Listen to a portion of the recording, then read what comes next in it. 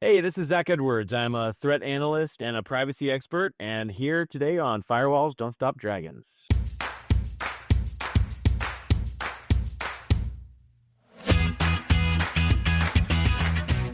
Hello, everybody. Welcome back to Firewalls Don't Stop Dragons. I'm your host, Kerry Parker, and today we have episode 426 for April 28th, 2025. And I've got a really interesting interview for you today. We'll be talking with Zach Edwards from Silent Push, but Zach has been involved in a lot of different things over the years, a lot of data brokery kind of stuff, and he is really going to pop the lid off of what's going on today with gathering of your data, particularly through a process known as real-time bidding, which we'll talk about today, that is really concerning. You know, I know about this stuff. I've looked at this for many, many years. I've interviewed people like Johnny Ryan and other people who will explain that this is happening, but somehow still, even I, as I'm going through this, get really worked up because when you really analyze it and go through all the details and get faced with it yet again, it's just really disturbing and really scary. And it's just gotten so out of control, and it's getting worse by the day. All right, so we'll get to that here in just a minute. A couple quick PSAs before we start. You have until the end of April to get yourself one of these super cool Dragon Challenge coins. Who knows what I will do with this again. I think it was a year since I did it the last time. I will try not to wait quite so long again this time. Maybe I'll try to do one around Christmas time. We'll see. But it has been a while, and there are only 100 of these things on the entire planet, so they're very rare, very collectible, and they're just really cool. So you have until this Wednesday to get in on that promotion. Go to fdsd.me/promo425 for the details, and of course, there's a link in the show notes. All right, so back to the interview. I will note off the top that Zach's original audio was really kind of rough. I'm not sure what the cause of that was. There wasn't really anything we could do to fix that at the moment. So I took it. And then as I was going through the editing process, I'm like, wow, I really would like to find some way to fix this. I found some online tools that were actually pretty darn amazing. So I think the resulting audio is pretty good. However, if you're obsessed about this kind of stuff like I am, you will notice some mild side effects from this processing. Like it sounds a little muffled sometimes, maybe. But trust me, this audio is way better than the original. So just know that going in and realize this was the best I could do. And I think it actually turned out pretty good. I will also say, if this bothers you, your trigger warning, there are some mild curses in this episode, which we don't often do, but I'm okay with it. And I hope that from time to time, organically, you don't mind a little cursing here and there either. But if it bothers you, FYI, there is a little bit of that in today's episode. Zach throws out a couple terms as we're talking. Just real quick, I usually like to try to define those before we get into the interview, just so you're not lost when they come out if you're not familiar with them. We talk about the GDPR, that is the General Data Protection Regulation from the EU, a very sweeping set of privacy and data laws that I think has done a pretty good job. It's not perfect, but you know, no law ever is, and you got to start somewhere, and they're at least trying in the EU to protect your privacy. We talk about another law called FERPA, that's FERPA, or the Family Education Rights and Privacy Act. Actually came out in 1974, if you can believe that. It is kind of the governing law around what we call ed tech, education technology, and we're going to be getting into that quite a bit in an interview coming up with Andy Liddell. And of course, we recently talked about that from an app perspective with Lisa Lavasser from Internet Safety Labs. We talk about hashing email addresses. That is a cryptographic function where you basically take some text in, hash it, and what you get out is this kind of a big alphanumeric kind of a value, with the key part of it being that it's real easy to go one way and really hard to go the other. So it's easy to calculate this hash of your email address or anything, but we're talking about email addresses here. But it's really hard to go from the hash back to the email address, unless you already know that email address, at which point you could just hash the email address and compare the two, and then if they match, then you know you've got the right email address. Anyway, that's what we're talking about with hashing the email addresses. That's kind of a way to distill any size bit of text down into a short fixed length fingerprint of that data. And then finally, we do mention API calls. That's an application programming interface. That's kind of how computer software and computers talk to each other. So just FYI, there's some lingo that we throw out during this interview. But let's not waste any more time. Let's get to the interview with Zach Edwards.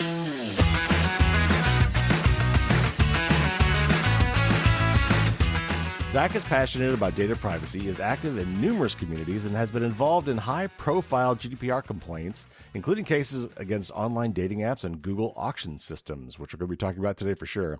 Zach has presented at high-profile events, including a 2023 Black Hat USA session titled Kids in the Ad Fraud Crosshair, Why International Threat Actors Are Targeting Children to Steal Money from Banks and Major Corporations. In 2024, Zach has presented at PivotCon, Virus Bulletin, and MWise on various cyber threats. That's a lot of stuff there, Zach. Welcome to the show. Cheers. Thank you so much, Carrie. It's great to be with you. And you are all over the place. So I ran across your name, and I'm sure I've seen it many times before, but I kind of clicked. I saw some recent articles about Gravy Analytics and data privacy, and got some pull quotes, and I'm like, you know what? I should reach out to that guy. And sure enough, after that, I've seen your name all sorts of places, and people say, oh, yeah, Zach Edwards. But before we get there, let's start off with some simple stuff. Tell me a little bit more about yourself, because you've been around and done a lot of things. How'd you get into the realm of privacy and, in particular, ad tracking? Oh, definitely. And it's an honor to be here and be able to kind of give some of my background and explain some of these topics, because I like to think about it as these are extremely technical issues. They dip into policy and legal issues, and no one really has a full understanding of the scope of this. So people like me who have some expertise explaining how what we're seeing, what we've seen in the past, hopefully is useful to folks in the audience. And my background, I've been a digital strategist for 18 plus years. I got my start kind of in the political sector. I was on the digital team for President Obama, and I did a bunch of sort of early political work in the digital space.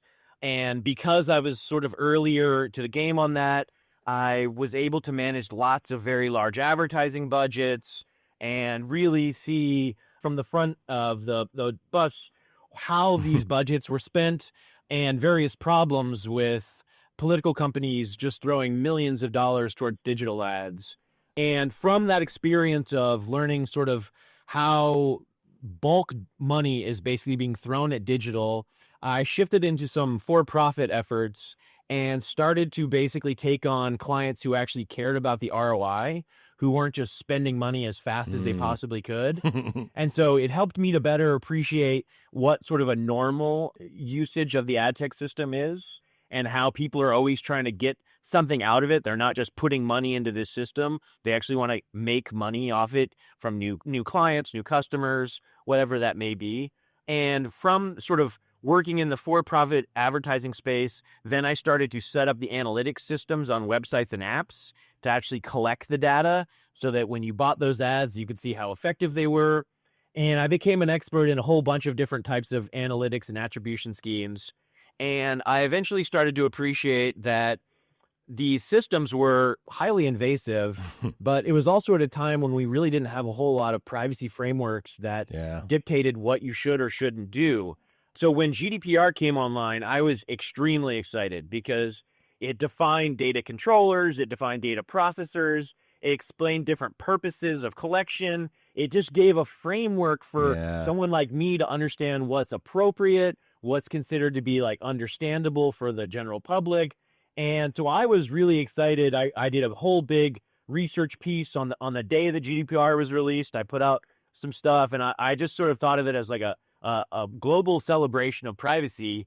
And I reached out to my clients at the time, and none of them really were willing to change significant aspects of their infrastructure. And so I was sort of disheartened by what I was actually hearing firsthand from major organizations about what they were willing to do. Many of them basically said, this is a new law. We don't know how it's going to be enforced. And even if it is enforced, the GDPR fines are capped at a few percentage points. And so it's really not going to be that big of an impact on our business. Therefore, we're going to ignore this till we have more context about how this would actually hurt our bottom lines. So I was really disheartened by some of the feedback. I basically pushed away all my for-profit clients at the time. And I said, okay, well, if the industry is sort of responding in this way, I'm just going to start auditing the industry, because now I have a privacy framework where we can put in complaints. And so in 2019, I was fortunate enough to work with Dr. Johnny Ryan, who's gone on to do many different projects and had done many prior to that as well. And we essentially were able to audit Google's advertising systems, issue a GDPR complaint, which is still slowly making its way through that process. And I was fortunate enough to work on a few other GDPR complaints the Grinder dating app, and a few other sort of more niche issues, and was able to also work on a FERPA complaint and some stuff here in the United States. And after sort of GDPR was taking off, and after I had been able to do some of those audits, I was fortunate enough to be able to support California's data privacy laws. I built the website for the California nonprofit Mm. that introduced those privacy laws, and I was kind of doing a little bit behind the scenes. But my work sort of with investigating advertising systems, data supply chain flows, it's taken me to a lot of places where one of my previous companies that I worked at was an ad fraud detection company investigating ad fraud schemes and various bot attacks. And the current work that I do now is tracking other types of threat actors on the internet. And so for folks following along at home, you can sort of think about my work as heavy on tracking on the internet, heavy on digital advertising, some government background, and then I'm really trying to track all types of broad threats. So my experience may dovetail into sort of North Korean threats or Russian cyber threats, but I like to think about the internet as a series of pipes, and you can put malicious things on them, you can collect things from them, and there's a lot of different actors that play in this realm that don't have the best interests of people on the internet at heart. And so I think it's really important, as someone who somewhat understands these systems, to try and explain what I know about how this data is collected, who's collecting it, and for what purposes they're collecting it. All right. Well, we've got a lot to get into today. And I think it's really also interesting. People, a lot of people don't like regulation, but some of the things regulation does that I don't think we give enough credit to is just coming up with a taxonomy, like it's like a framework. I mean, sometimes just doing the work to figure out, and they did this at GDPR, like think about it real hard and decide, we need to come up with some definitions of terms so that we know what we're, when we regulate something, this is what that means. And a lot of times just framing the problem is, as an engineer, that has to be the first step. And so a lot of times regulation gives you that, if nothing else. Yeah, I couldn't say that better myself. I think that's been exactly one of the best things that's come out of GDPR is words that connect the legal community with the technical community. And if we explain it enough, the general public can understand this as well. And one thing I've actually been encouraged by is some of that language in GDPR has actually now made its way into U.S. privacy laws. And even though it's kind of a state-by-state framework now, it's nice that we're at least somewhat aligning on some of the terms. Right. Harmonizing, as we sometimes like to say, with standards. Okay, so marketers, obviously, we talk about this on the show all the time, are collecting every scrap of data they can find on us so they can micro target us with ads. That is the way we pay for the web today. Love it or hate it, that's where it comes from.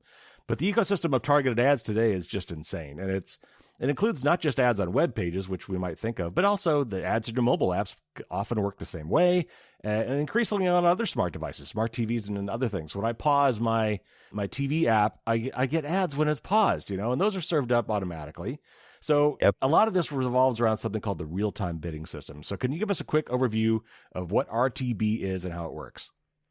Yeah, so RTB, or real-time bidding, also known as the programmatic advertising ecosystem, there's a few names for it.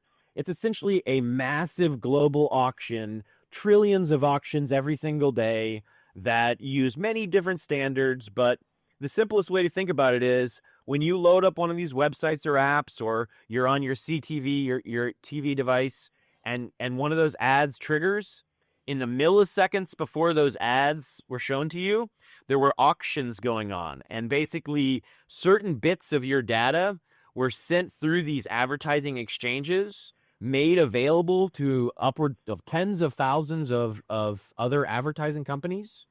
And essentially, those companies get a chance to bid on showing you an ad. And so this whole auction system is essentially a bidding for attention. And so major companies, major advertisers have been for years spending money to get in front of consumers. And so most folks may be familiar with the advertisers that they see, major holding companies, major food manufacturers, certain brands that sort of follow you around the internet. But it's also the behind the scenes. It's not just the advertisers, it's the ad exchanges and this sort of hidden layer of ad companies. And that's sort of where the harms are injected, where a lot of the really troublesome situations are being architected. And we'll be getting to that here in a little bit, but this system of the relationship between users, advertisers, and these ad networks, there's so much sensitive data flowing into the ad networks. Some of them can, quote, get the bright idea to start selling the data to data brokers. And so we have this current system that everyone doesn't want the internet to be defunded. And so we have this advertising ecosystem that's integrated into a huge number, the majority of websites, apps, and connected experiences. And yet we're not acknowledging that the data that's been collected to power those is also being used for a totally separate industry, this data broker industry. And so all of us that are part of this, that are seeing ads, that don't block ads, we really have skin in the game. And unfortunately for many of us, our data is also actively being sold. And so it's important to sort of appreciate the levers and the participants in this that are allowing that to happen. Well, let's talk about a couple of them. There's some big players in this space. Some we've heard of, and like you said, many we haven't. Who are Eskimi? I'm not even sure I'm saying that right. Eskimi and Gravy Analytics, and why have they been in the news lately? What makes them stand out, sadly, compared to other ad tech firms? Yeah, and I think it's always really interesting whenever reporters are able to cover one of these data brokers, because the data brokers hide everything that they're doing. These people are ridiculous. They basically brag about saying, we track 1.3 billion people every month.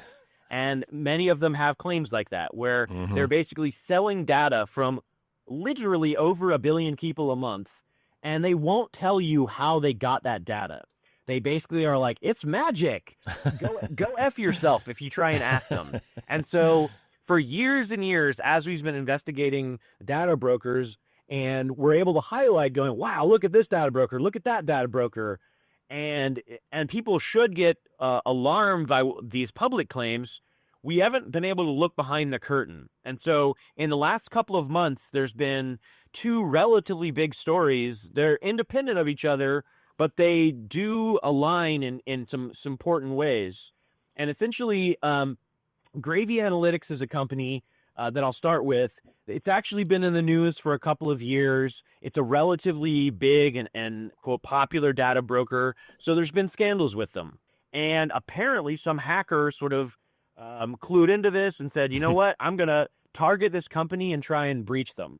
So some malicious threat actor compromised some aspect of this infrastructure from Gravy Analytics, and then basically leaked a sample of the data about how Gravy Analytics collects their data. And this had never been public before. It's not exactly clear if this threat actor knew what they were doing, because they're really just kind of exposing a little bit of data to try and blackmail the company.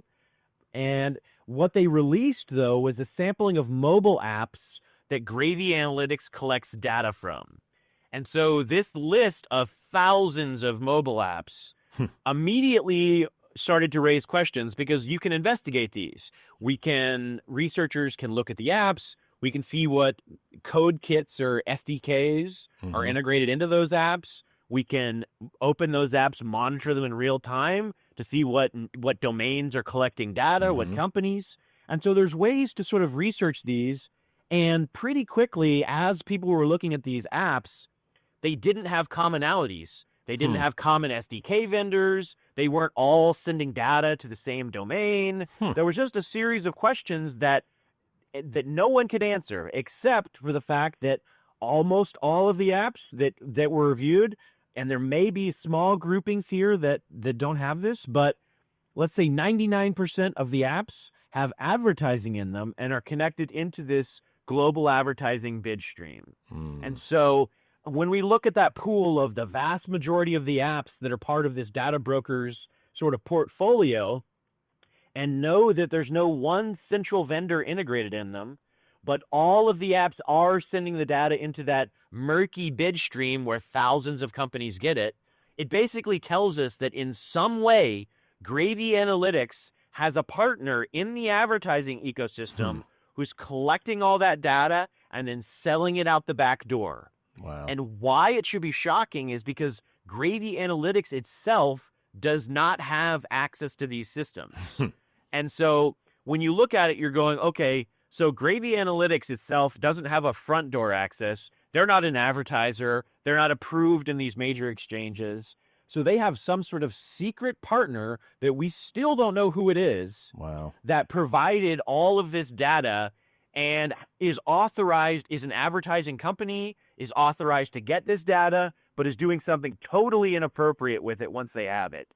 And so that investigation continues, where whoever sources the data for Gravy Analytics is a honey badger ad tech company, is basically a pseudo criminal to criminal firm, and they're violating a wide numbers of arrangements, terms of service with the other advertising companies.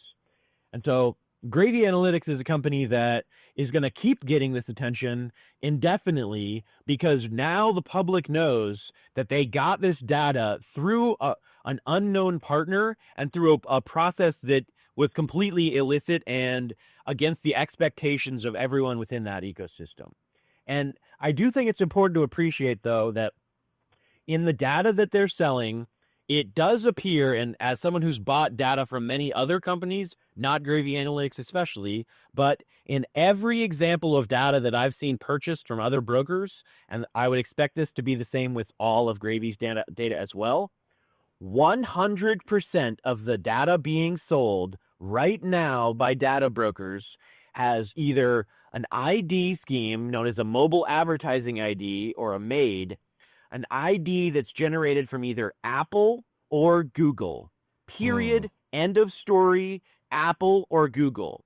And I think it's extremely important to basically say that none of this would be possible. Gravy Analytics would not be a business. It would be a figment of someone's imagination if Apple and Google were to fix these ID schemes. And so everyone here that's listening, the number one thing you can do to protect yourself from data brokers is to turn off that mobile advertising ID on your device. And that's a feature. It's a little bit buried.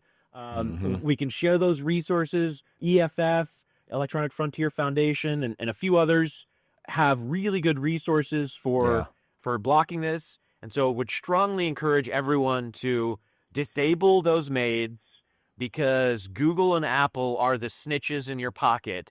And if you don't have that disabled and you allow any apps with advertising to capture that, you are almost guaranteed to have your location data and other interest data sold by these data brokers. So what about a skimmy? And then a skimmy is a separate ad tech company from Gravy Analytics, but they're connected with a very interesting data broker scandal. And I want to give some allowance to a skimmy. They have rejected these allegations. They said they're false. But I also think that what they've said is borderline complete bullshit. And so I want to call them out on that as well. Go read their blog post. They say this isn't true. Let me explain why there's a lot of questions, and multiple very credible news organizations published on this. A skimmy and a data broker called RedMob are essentially run by very similar overlapping teams.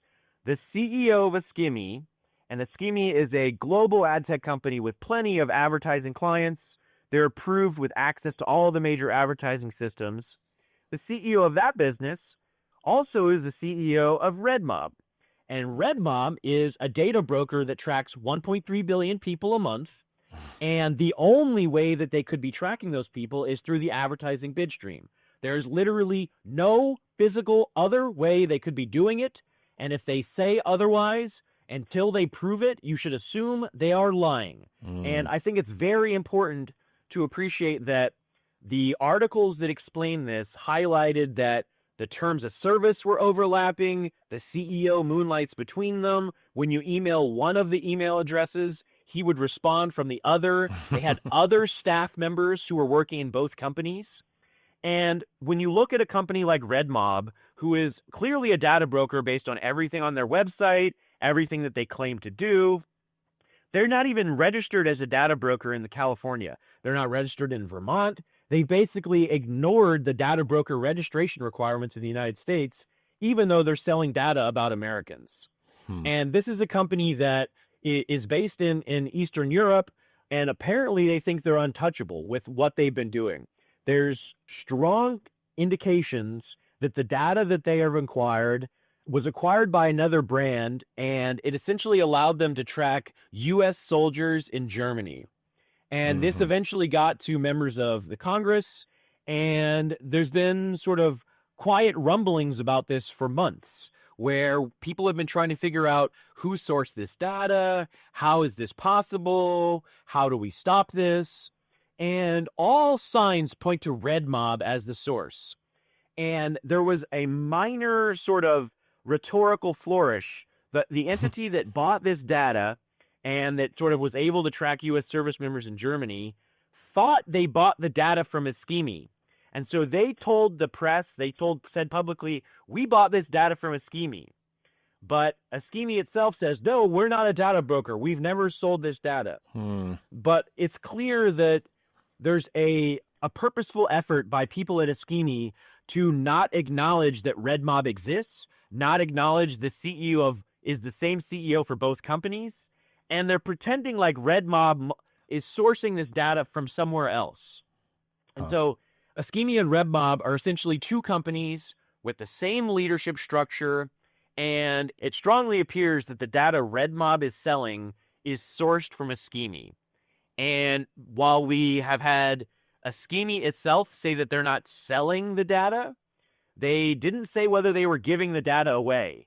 And the public comments that they've made have been extremely specific, obtuse, and they haven't mentioned one word about Red Mob. They've essentially pretended like that doesn't even exist, and they're acting like they're two totally separate companies, even though the CEO is the same between them. And so I think, for me, the Ischemi Red Mob situation is perfect evidence of people in the ad tech ecosystem being full of shit, saying absolutely outrageous things, and hoping/expecting the public to just swallow those lies and not look into things further. And I think that it's very alarming when you have a data broker like Red Mob who thinks they don't need to register with data privacy organizations. They don't need to explain the sourcing. They don't need to explain their connections to another global ad tech company. And yet they're still operating today, apparently selling billions of records to track people's location. And to my knowledge, there's been no sort of serious government efforts to try and prosecute them. Maybe we'll see something here in the coming weeks or months, but the details that we've been sort of seeing have come from reporters, researchers, and various privacy advocates in the public. But we're missing sort of the meat on the bones that would be a regulator reaching out to Red Mob and pulling back the curtain to figure out how does Red Mob get this data. All right, so with all that, let's dig a little bit deeper into the real-time bidding stuff, and I'm going to try to paraphrase what my understandings are a little bit, and then you can tell me if I'm wrong. And I also want to touch on that thing you said about not selling data. And this came up when Facebook claimed we don't sell your data, and technically they're right because they sell access to your data because the data is something important to them. It's their golden goose, right? So they don't want to give that away, but they are basically selling access to your data. So does that mean they're selling their data? And we went round and round about that stuff legally and in the papers. So there's that aspect. And then, and I've interviewed Johnny Ryan. He's great. He's from the Irish Council of Civil Liberties, and he calls, or his group at least calls, real-time bidding the biggest data breach ever recorded. And we're exposing why that is here. But ostensibly, this was built to target ads. So this was about, all right, let's collect information about people, put them in various high definition bins of categories that might be interesting to marketers. And so that when this bidding process comes up, they can say, okay, I got a live one here. Anybody looking for a white male between 30 and 35 who's got this income, who has kids at home and one on the way, whose uncles that got gambling problems and his wife's got cancer. I mean, they're not supposed to do some of these things, but sometimes they do them and sometimes they do them in kind of weird ways, right? Yep. But the way that's supposed to work, though, is that you don't know who that person is. You just know about the person. So how are these companies using real-time bidding to actually collect and in effect leak data about us? Yeah, and the simplest way to think about it is The ad tech ecosystem has evolved from static images on newspaper websites, where 20 years ago, a newspaper editor was reaching out to brands saying, hey, will you pay 50, $100 a week? And we'll put a little graphic on our newspaper. It'll link to your website, and it bing, bang, boom. That'll be great. And essentially, from that, these newspaper companies realized, ooh, we could actually make more money, and the ad tech companies behind them could make more money instead of having one single image that everyone sees. We change that advertising so that different people see different ads.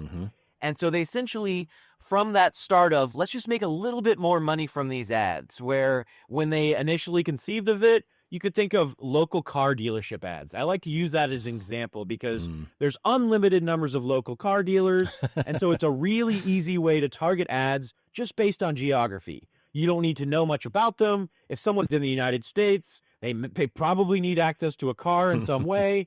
Great, let's do local car ads. And so the early ads that were sort of coming on the internet that were dynamic, geography based, they really weren't ingesting large amounts of your data to do that. They would use your IP address, they would look up where a rough idea where that IP address was, and then associate you to some local ad. And the whole internet works off these IP addresses. So from the beginning of time to now, IP addresses are how you request information, and then they send back the right information to you. When you open a website, you send your IP, and it's basically just how things communicate. It's like a phone number for the internet. And so these IP addresses, while they do sort of leak some sensitive data, I encourage everyone to use VPNs. They still aren't that invasive. An IP address, maybe your entire household would share an IP address. Right. There's plenty of ways that these rotate. And so ad tech basically said, ooh, we're not getting as much value from just IP addresses. What about if we use this concept of these third-party cookies? And so essentially third-party cookies, people may have probably heard of cookies, but the whole concept of third-party cookies weren't invented for advertising. They were invented so that when you went to like a yahoo.com or some of these major sort of websites that were around in the late 90s, it would be so you could customize that homepage. So if you like sports, they would keep the sports sidebar on you. If you wanted weather, they would let you have the weather widget. It just kind of gave you a way to customize so that when you went back to a website you were always going to, they would know your settings and then show you that kind of experience that you expected. What ad tech realized was that these third-party cookies, instead of it containing a value that says like sports widget and then showing everyone that has that a sports widget, you could actually put an alphanumeric string into that cookie value. You could put sort of a pseudo user ID. And so the ad tech ecosystem kind of in the early 2000s started to appreciate that this technical allowance within browsers and the internet also made it possible to track people. And so they started to say, well, since this cookie is saved into browsers, and every time someone requests a specific URL, the cookies for that URL are sent with it. If we start to put user IDs in that cookie value, whenever someone comes back to our website, we'll see that user ID and know a specific person is coming back to our website. And so ad tech basically ran rampant with this. They started to do, every ad tech company had the third-party IDs. They were generating IDs for every person on the planet. They were trying to stitch together IDs where if you maybe cleared your cookies, they would take your IP address and your user, like the device you were using, and try to stitch it all back together to know which cookie ID you'd had previously. And they also started to do things, cookie match tables and cookie sharing across companies. They found every single way to basically abuse this, where if one company can get a user ID, what's better than now if that one company sends that same user ID to 7 different companies, and then those 7 companies send back the ID that they use to track that person. Now 8 different companies have IDs where they can communicate about as individual person and say, I target this person because they like cars. And then that company's like, ooh, I target that person because they like sports. And you start to build these giant user graphs of cookie IDs connected to people's interests. And so that was bad enough, but where you could still maybe clear your cookies, change your device, switch to a VPN, and kind of get away from some of that. Mm-hmm. Well, when sort of Google announced plans 5-6 years ago where they said, we're going to think about deprecating third-party cookies. And then over the last few years, they started ramping that plan up where everyone in the ad tech ecosystem was worried and wondering what's going to happen when these third-party cookies go away. We've been using them for 20 years to optimize advertising. And so the ad tech industry basically, and just to catch everyone up, Google decided not to deprecate third-party cookies. And so they basically had the whole ad tech ecosystem looking for workarounds, and then they've now since decided to just keep the legacy stuff as well. But these workarounds that the ad tech industry created to basically track people, even if the third-party cookies are gone, are these new hashed email schemes. And this is basically a horrifying new reality. And so essentially what all of these ad tech companies decided to do, they were going to partner with publishers. So all of the maybe news organizations, those major sports organizations, those are all considered publishers.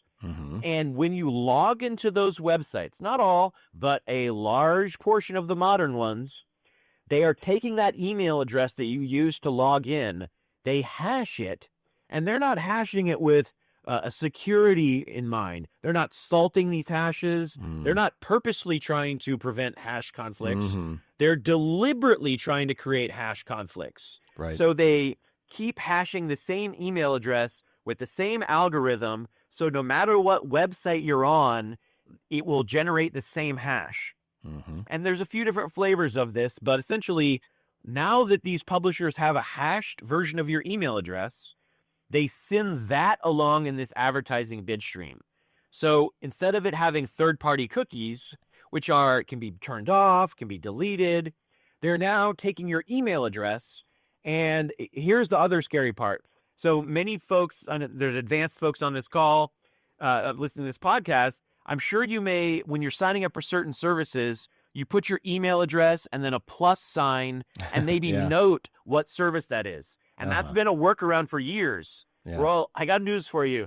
The ad tech ecosystem knows about that trick, and they filter out the plus sign and any of that dynamic details so that it remains just the static email address. So you can't even futz with this on that client side. You have to have a totally new email address you're using. And so this real-time bidding ecosystem right now today not only has third-party cookies that are being used to target you, track you, there's also hashed emails of yours that are flowing into this ecosystem, being shared to tens of thousands of companies.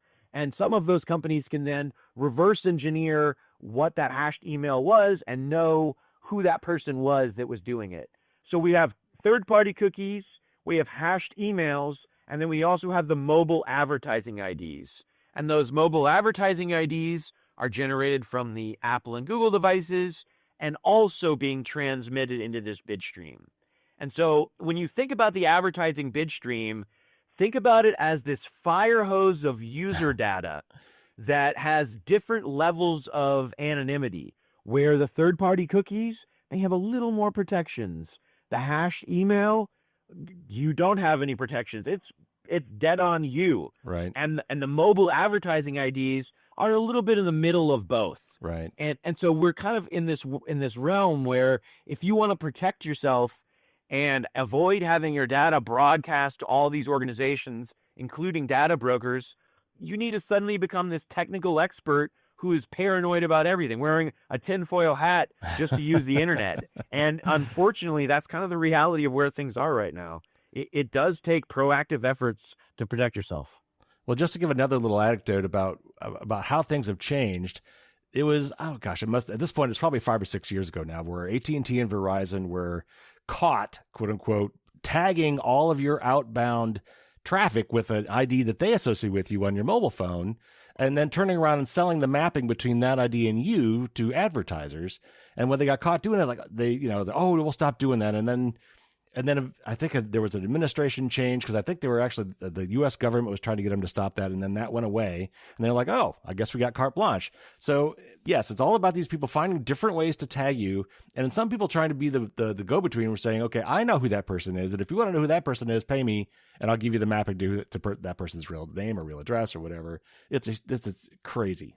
That's exactly right. Where these data brokers are basically providing this glue to de-anonymize people, and I think it's interesting to mention those big ad tech companies like AT&T, where AT&T purchased one of the largest ad tech companies, AppNexus, and what's funny about that acquisition, they purchased basically a flaming dumpster fire, where it happened to be the largest ad tech company, was quote considered to be one of the best. But it had all these privacy problems and various partnerships, and so I believe AT&T did sunset many of those. They could absolutely still have subtle problems. I'm sure there's still plenty of things to be critical of them for, but many of the largest companies that play in this space are actually being more defensive. And I like to use an example of Oracle. They acquired a company called Blue Kai. Blue Kai was one of the absolutely most invasive data trackers, sort of data brokers on the internet. They had tens of thousands of audience segments. So you could track pregnant people, different races, different religions, different interests, just any combination you could possibly come up with. And all of this data was generated via scraping and partnerships and illicit acquisitions. And it was just absolutely a legal dumpster, just like many of these others. Yeah. But that company was actually sunset. All of Blue Kai was shut down because it essentially, nothing about it was future proof. And so a lot of these companies that have hundreds of lawyers working in them and they make sort of decisions by legal committee, many of them are actually coming to the realization that these ad tech systems are non-compliant and create significant legal exposure for the businesses. And so that's why we still see some positive changes, but it's really only the biggest players that are making them. And then all the small actors, the tens of thousands of other sort of small entities, they're honey badgers. They're all trying to make it. They're trying to become the next big company. And because there's regulations are minimal, oversight is lax, and the ramifications when you're caught are weak, these companies just say, we're going to keep doing this until we're forced to be stopped. And some of these companies, I mean, I think Google's tried this before, probably from some of this pushback from regulators and from other folks that are decrying this sort of gathering, say you can't collect this really sensitive information. You can't collect someone's religion. You can't collect their sexuality. And so some of them have tried to say, okay, we won't do that. But what a lot of people I don't think understand is that you can correlate and still get that information from several other types of information. I remember someone saying that Facebook could predict that you were gay without you ever coming out about it because they knew so many other things that correlated strongly with somebody being gay that they could still figure out that you were gay even without directly asking that you were gay.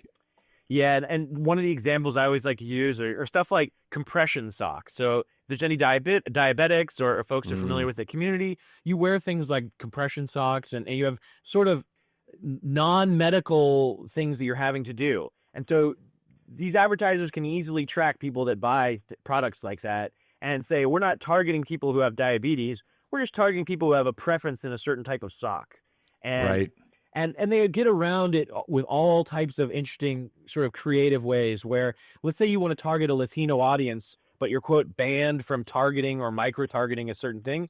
So they target a musician or an artist who happens to be popular in that certain community, and you've just gotten around it. The classic story too is the Target finding that the pregnant teenager at the house, right? Exactly. Because she was buying unscented wipes, she was buying certain kinds of lotions and certain kind of vitamin supplements, and if you put all those things together, those are things that a new mom tends to buy. And exactly, and also, and we're seeing more and more of SKU level grocery store advertising networks where they're tracking exactly what you're buying when you use that loyalty card. And anyone who's doing that, what you'll start to see are, if there's a product that you buy on a regular basis and it's like a popular commercial product, they will start to determine how your average time of rebuy. And about a week before you're scheduled to rebuy that, they'll show you ads for that product. And so there's a lot of data that's shifting from literally grocery store checkouts, major retailers, and just kind of making its way into this advertising system because everyone wants to make a little more money from it. And they, quote, don't see the potential harms. And so we're in a place right now where it's becoming a bigger and bigger problem because people are making more and more money from sending more and more data into these systems. The place I noticed that first was at the grocery store when I was using my loyalty card, because I've been doing this for years and going to the same store. So before this was even a concern of mine, I've been doing this. But they'd always give you their little print custom coupons, and it was very often coupons for the competing products for what you just bought. Exactly. Because they know that you like this brand of sour cream. Well, hey, try this other brand of sour cream or whatever. Okay, so it's bad enough that all this stuff is done for advertising purposes. And, and again, this is sort of the bargain we've made to keep the web, quote unquote, free, right? Exactly. But it gets a whole lot worse because even if for some reason you're like, you know what, I'm okay with that. I'll take free products. I'll take the free internet if that means I get better ads and more targeted. You know what? I like targeted ads. Yeah. That some people will say that. Yeah. However, this stuff is used in many other ways. So besides, intelligence agencies, law enforcement agencies, criminals, to paraphrase A Field of Dreams, collect it and they will come. Yeah, and this has happened. Like, this is not theoretical. So who else is wanting this information and how are they getting it? Yeah, and I think it's really important to appreciate that it's not just for commercial purposes. I think everyone here understands businesses have to exist, money has to be exchanged for this world to work as it is. But the data that's flowing into these systems is extremely interesting for intelligence purposes. And there's been multiple scandals over the last couple of years. There's been some Israeli intelligence companies that had access to this bid stream, and they created presentations which essentially said, we can micro-target individuals and track them for offensive actions. And the nightmare scenario that I always sort of like to point out to people is, so imagine you are a nuclear scientist in Iran, and you have a favorite restaurant that you go to, and it's a local chain, but let's say maybe they have a website or an app that happens to monetize itself with ads, or they're buying ads on the internet, and so the ads are being shown to their customers based on some sort of targeting that they're doing. Entities can basically collect that data, and it gives you an initial seed to hunt for someone. And there's a lot of basically details where these companies, once they start getting this data, they can get location data with a lot of these advertising flows. And so if there's someone that you're targeting and they work at an Iranian nuclear plant, but you don't know where they live, you basically just have to keep monitoring their advertising data. And when these organizations don't turn off, when they bring their personal devices into work, you will then be able to potentially track them from work to their home, to their vacation house, to where they spend time at restaurants. And you could basically find places where they could be vulnerable for attacks. And unfortunately, that's literally happened based on various details that have been made public, that there have been offensive attacks, basically people being physically targeted because of data that was leaked into the bid stream. And another example that I like to give, so beyond just governments being able to capture this bulk data, targeting certain sensitive people, the Pentagon is a place that every data broker project that's ever existed, they're analyzing the traffic to and from the Pentagon. And in any given day, there's just thousands of people that go to the Pentagon that are broadcasting their location through the bid stream and can be tracked back to their homes. And so this is definitely a foreign and domestic problem. But it's not just sort of that track them to their work and their home and these government interests that are doing that. There's private interests, and one example is a priest who happened to be in charge of the Catholic bishops, and an organization basically decided to have a political agenda, and they bought data to try and figure out how priests were moving around the country. I don't exactly know all of their motives behind doing this, but they bought this data, they tracked various churches, and then they identified this church and this priest's home, and they basically found his mobile device in that, and then they tracked him going to locations for gay men for dating, like a bathhouse type of thing, I don't think it was a bathhouse per se, but some sort of maybe a gay bar or something like that. And they doxed this guy. They basically put out public information saying, we bought data from the bid stream, we confirmed this guy was gay, and then they pressured him to quit. And it was a horrifying example of basically, you can have really nasty motives, really awful incentives, and buy this bulk data and then do somewhat horrifying things with it. And it's happening sort of every day, both in the government sector, but also in the private sector as well. We've talked about the Gravy Analytics breach a little bit. What I take it you've seen some of the data. Could you walk us through some of the like the details of what you see in there, what was so concerning? And then, given that this has happened to them, should we just assume that all the other data brokers are probably just as vulnerable? Yeah, and we don't know exactly how Gravy Analytics was breached, so it's not clear if this will happen in the future to other data brokers. But the data that was exposed from it, what should be most alarming is that it's exactly the same format that all these other data brokers have been found selling data in, where it includes this mobile advertising ID, it includes location details, it includes time, the device type, the type of website app or the publisher you were on. And that location data, the fact that it's associated to this mobile advertising ID, it means that as you move around during the day, it's tracking you. And so the example that I like to give, and something that most people aren't aware of, is that this location data broker industry, it just went through the roof during COVID.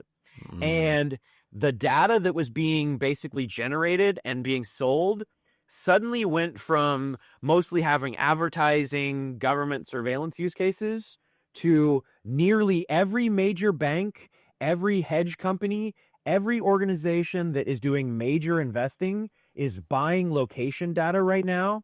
And they were short selling stocks for months during COVID with this data. And I want everyone to appreciate how this basically went down. And basically, the U.S. public, we lost untold amount of money because this location data was leaking to these nasty investors who were seeing which major brands were having less foot traffic.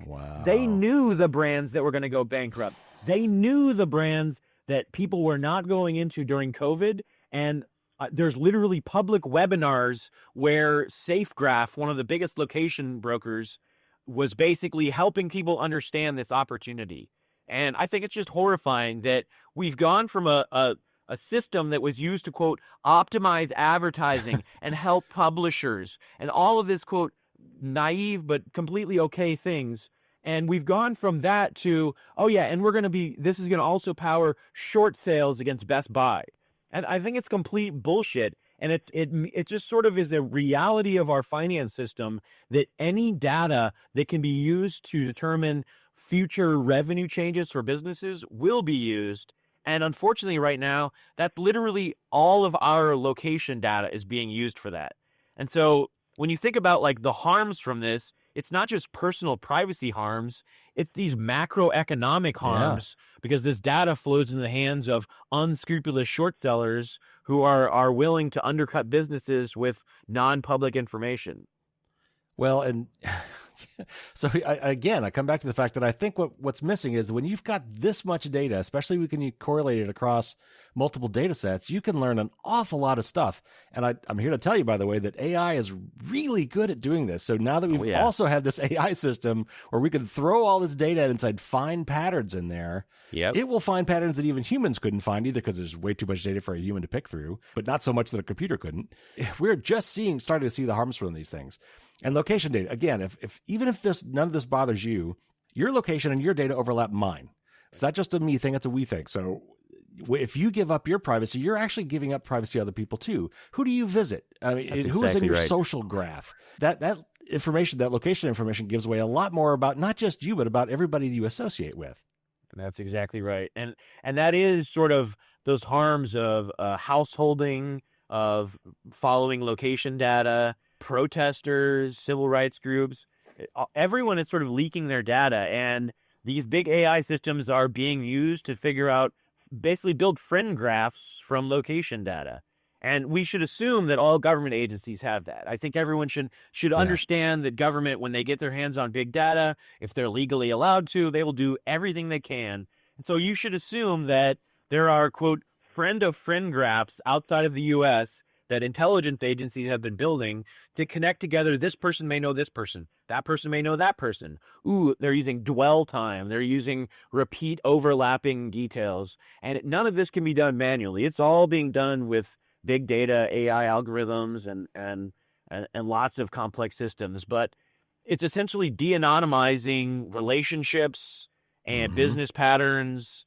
And while most of this maybe is used for intelligence purposes and whatnot, like I said, corporations are using this data too to manipulate markets. And so the fact that this data can be ingested by anyone from a random advertiser to a government agency to a Catholic religious group to anyone in between, it's available. If you have a credit card and a pulse, you can probably buy this and start creating chaos with it. Okay, so before we end this talk, let's talk about things we could try to do to fix this or to mitigate it anyway. So let's talk about the government first. Are regulators like the FTC doing enough to crack down on these data brokers? And maybe what beyond that, what more could be done? Yeah, unfortunately, it's so complex that most of these really, they haven't gotten to the bottom of it. FTC in the last administration, Chairman Khan was fabulous chair. Yes. And she was able to push forward quite a few settlements with major data brokers. But I think it's really crucial to, while praising some of those successful efforts, we didn't get the details that I want out of that. We don't know who their sourcing was. We don't know who their ad tech partners are. And so my concern with a lot of these investigations, they aren't getting to the sensitive internal details about what powered this data broker. And so when they find, quote, a non-compliant data broker, like this one RedMob who isn't registered as a data broker and basically ignoring various frameworks, what do? Do you just find that data broker, or do you investigate to the point where you find out their source and then expose that source? Because if you shut down RedMob, that doesn't change the sourcing of it. And while all the evidence does seem to point between Eschimi and this example is the source for RedMob, if they're not the source, and there's plenty of other sources, in my opinion, for other data brokers that are not Eschimi, I believe there's quite a few ad tech companies like this. We can't just stop one, and we can't just sort of take this one at a time. We need government to holistically investigate which ad tech companies are providing this data, the data brokers, and hold the ad tech companies accountable. All right. So what about this specifically? What about real-time bidding? I mean, Johnny Ryan's been working on this for a long time. Have we made any progress in restricting or limiting the way that works? Where do things with that particular technology stand? Yeah, I mean, I think the best example of that is that regulators couldn't even figure out a way to ban this data going into China. And so Google unilaterally did that a few months ago. They didn't even make it public. But essentially, Google decided to start redacting partial IP addresses, mobile advertising IDs no longer go into China. And they still go to Cyprus shell companies, plenty of other places where China could have shell companies operating. But they proactively said the risks to send this data into China are too big. We're going to stop doing this. And so I think that's a perfect example where regulators didn't tell them to do that, and they haven't told the other companies that are sending data there. Only Google. There's still plenty of other Google competitors that send our data straight into China. And so we're at a place where Johnny Ryan, these people have been pushing these GDPR complaints, working on these really big efforts, have made good progress. They've informed the public. These complaints are moving forward to some degree, but nothing has been concretely stopped or finished. And the industry is sort of taking this as a self-regulation approach, which is extremely patchwork. And Google is the only company that I know of that is, quote, restricting data flows into China in that way. And so we're basically at a place where maybe hopefully in the next couple of years, we start to get some regulations that definitively say what can and can't be done. But we're currently in the Wild West still, and there's laws on the books. There's complaints for companies violating those laws, but there haven't been enough sort of punishments or justice on that back end to force the industry to change. So Google is, when they said they were going to get rid of third-party cookies, being an advertiser, they tried to come up with what they considered privacy-preserving ways to still do targeted ads. And they started with this thing called federated alerting of cohorts, flock. It was a goofy name, a retronym. And then that failed. And then they went on to something called the Topics API. And then sadly, even Firefox has decided they got to make money too. I get it. And they're coming up with their own, what they're calling privacy preserving ads. Have you seen any of these technologies yet that somehow thread that needle, that somehow manage to maintain this notion of being able to target my ads better and yet somehow protect the user's privacy? Yeah, and I think it's really important to appreciate this stuff is really complex, and every one of these products could have slightly different algorithms to make it either more private or less private.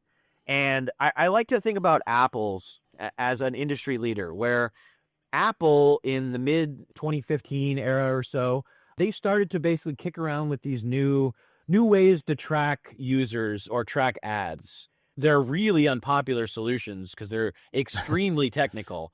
But Safari and Apple were one of the first to break third-party cookies, and also one of the first to acknowledge, we broke something that a major industry relies on. How do we sort of plug this hole back up, give them some information without letting someone be tracked? And so there's a concepts, math concepts that I don't think we should get into on this call, but I just like to think about it in terms of how many bits of data do you allow to be used to track someone? And so if you allow, let's say, 2 bits of data, you could only basically classify someone with like a yes or a no, or like these tiny ways to classify someone. If you allow 100 places, you can create these massive alphanumeric IDs. And so these different schemes, they allow for different levels of tracking based on kind of these subtle concepts of entropy. And without getting into it too much, I actually do support some of the Google plans. The Topics API was originally called something called Fledge. And why I liked it was because it required 2 keys to launch. The publisher website had to deploy something into it, and then the advertising company also had to deploy something, and it would all be transparently visible to that user, so that while it's extremely technically complicated, it could be audited. And you could determine whether, is this system actually sending the data before consent is given? Is the user told what's going to happen? And so I'm of the belief that these systems, if it's transparent, if it makes it so the user can't be tracked, but maybe just gives a feedback loop of some raw number of people or the raw number of conversions, that's the type of thing that's safe. And so let me just briefly explain that with an example. Okay. So imagine there's an advertising company that's using one of these privacy safe feedback loops, and they drive 1,000 people with ads to their homepage. Now, the legacy ways to track people, they'd be collecting cookies, they'd be collecting IPs, mobile advertising, whatever they can get to track you. The new methods would basically have an API call where it would be not telling you this person converted, it would just say one person converted. And it would hold the data there for multiple days so that you wouldn't know someone converted in this time, at this hour, at this minute. It would just say, 2 days ago, you had 36 conversions. Over the last 36 hours, you've had 56 conversions.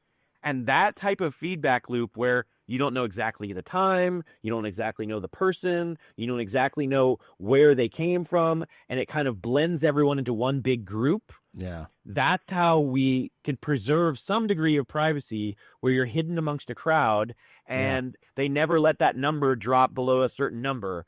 So imagine if that same advertiser, instead of sending 1,000 people, only sent 5 people.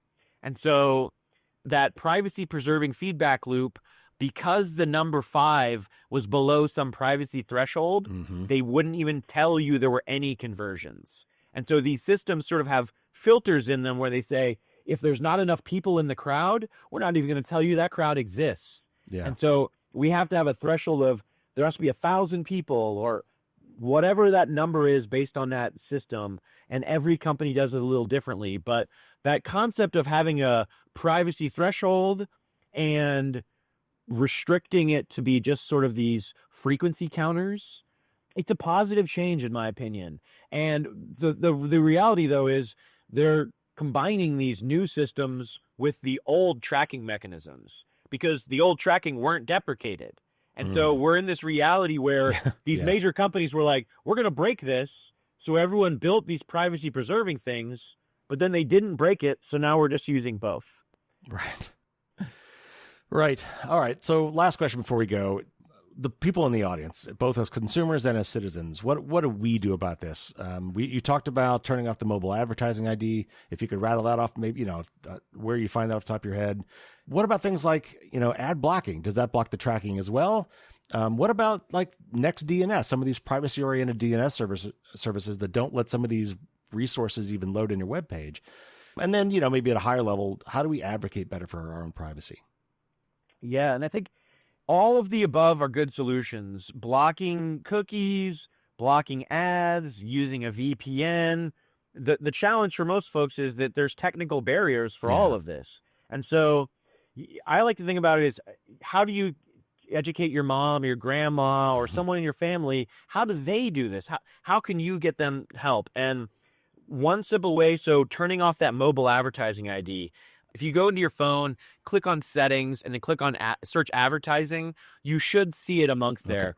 There's also more specific ways, but when you're home, when you're visiting friends, it's one of those topics that it may be sort of odd or not the most popular topic, but asking your friends, hey, do you have this on? Because we hang out together a lot. And so I would love if you turn this off as well, so that my traffic or my visits aren't potentially associated to you. Yeah. And so I think that friend groups need to be doing this more, where when you're hanging out with friends, and especially activist groups, you just say, hey, everybody, let's take 5 minutes and everyone turn off your mobile advertising ID so that when we have these meetings, people can't track us and figure out where we're meeting up. And then in terms of what people need to be doing, they really just need to be reaching out to their elected officials and saying, I care about privacy and I want a federal bill that covers privacy. We need a federal law and not this state patchwork quilt solution. And then we also need regulators who will actually enforce these privacy laws. Yes. So we need actual money put behind investigations. We need agencies. And if Congress decides it's FTC that they want to oversee for these new privacy bills, great. Just put the resources there so they can actually do the work. And I think in terms of other states, it's important to also appreciate that some states have developed privacy laws. So reaching out to your state legislators is also really effective. Everyone from federal government to the local elected officials, everyone needs to know that privacy matters to their constituents and that having these frameworks protects their communities. And so my hope is that privacy is a relatively bipartisan issue, but it is so complicated that not enough people are working on it. Well, and like lobbyists can do this and we could do this too. A lot of lobbyists will get one bill passed in one state and then take carbon copies of that and get it passed everywhere else. We as consumers could lobby for the same things and look at the California laws and look at some of the other privacy laws that are in place and say, just do that. It's already been done. Just copy that. I think that's a great way to think about it is, yeah, I think it's a very good idea for folks to say, copy these other state privacy bills. California, Vermont, Colorado, Washington State, they're all pretty good. They're all versions of each other. And while lobbyists are going to try and influence these, while we're going to have certain aspects of the bills, which may not be perfect, having something on the books is better than nothing. All right, Zach, that was wonderful. Thanks so much for coming on the show. Sounds like we could make 2 or 3 other shows out of this, so we'll have to bring you back. I look forward to that. Thank you so much for the time.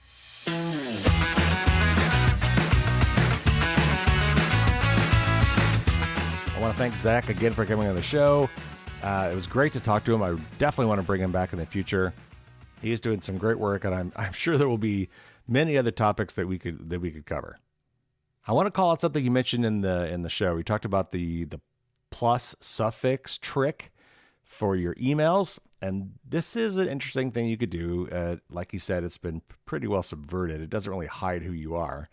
But this is kind of a weird feature or trick involving email addresses where if you add a plus sign to the end of your username, so let's say my email was Carrie@firewallsdon'tstopdragons.com, which one of them is. If I go Carrie plus whatever at firewallsdon'tstopdragons.com, that will still come to my inbox because the email system basically knows that anything from the plus side onward should just be ignored in terms of how you route that email. So you could use that as kind of a way to, come up with on-the-fly email aliases for yourself that might let you figure out, for example, who is selling your data. So if I was, going to Macy's.com and they said, hey, sign up today with your email account and get 10% off your order, I could say, okay, fine. Here's my email address. It's Carrie plus Macy's at firewallsdon'tstopdragons.com. And some web forms may not actually accept the plus sign, but if they do, the way that would work is they would get that email address and all this hashing that we're talking about for your email addresses, it would hash to something else. It would hash to something different than the hash for Carrie at firewallsdon'tstopdragons.com. So in the automated systems that were trying to match those two people together, that would fail. However, as Zach was saying, that's such a common thing that the data brokers have already figured that stuff out. And so, before they hash it, they just take off everything after the plus because they know that's basically ignored anyway. This is a form of aliasing. Sometimes it's called sub-addressing. But what you may not know is that Google in particular, and I don't think any other services support this, or at least no major services, Google will also allow you to put a period anywhere within your username and just ignore it. So let's say I was carrie@gmail.com. If I actually gave my address as c.a.r.e.y@gmail.com, that would still come to me, believe it or not.